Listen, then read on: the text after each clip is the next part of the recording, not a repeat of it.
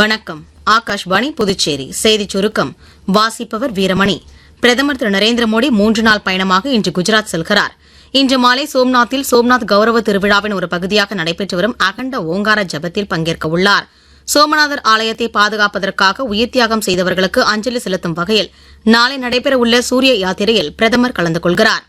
வலுவான மற்றும் வளமான தேசத்தை உருவாக்குவதில் நாட்டின் இளைஞர்களின் முக்கிய பங்கை பிரதமர் திரு நரேந்திர மோடி தமது சமூக ஊடக பதிவில் எடுத்துரைத்துள்ளார். வரும் திங்கட்கிழமை நடைபெறவுள்ள விக்சித் பாரத் இளம் தலைவர்கள் உரையாடல் நிகழ்ச்சியை தாம் பெரிதும் எதிர்பார்ப்பதாகவும் அவர்களுடன் உரையாடவும் அவர்களை சந்திக்கவும் தாம் ஆவலுடன் இருப்பதாகவும் பிரதமர் திரு நரேந்திர மோடி தெரிவித்தார்.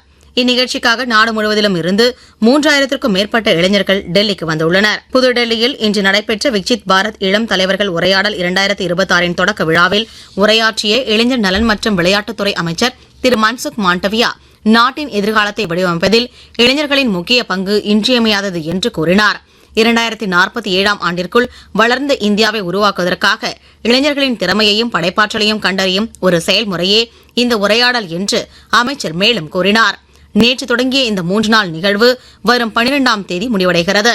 நாடாளுமன்றத்தின் பட்ஜெட் கூட்டத்தொடர் இம்மாதம் 28ஆம் தேதி தொடங்கி ஏப்ரல் 2ஆம் தேதி வரை நடைபெற உள்ளதாக நாடாளுமன்ற விவகாரங்கள் துறை அமைச்சர் திரு கிரண் ரிஜிஜு சமூக ஊடக பதிவு ஒன்றில் தெரிவித்துள்ளார். தென்மேற்கு வங்கக்கடலில் நிலவும் ஆழ்ந்த காற்றழுத்த தாழ்வு நிலை காரணமாக தமிழ்நாடு மற்றும் புதுச்சேரியில் வரும் 15ஆம் தேதி வரை இடி மின்னலுடன் கூடிய மழை பெய்ய வாய்ப்புள்ளதாக சென்னை வானிலை ஆய்வு மையம் தெரிவித்துள்ளது. WPL மகளிர் கிரிக்கெட்டில் நவி மும்பையில் இன்று பிற்பகல் 3 மணிக்கு நடைபெறவுள்ள ஆட்டத்தில் UP வாரியர்ஸ் அணி குஜராத் ஜெயின்ஸ் அணியை எதிர்கொள்கிறது. இத்துடன் இந்த செய்திச் சுருக்கம் நிறைவு பெறுகிறது.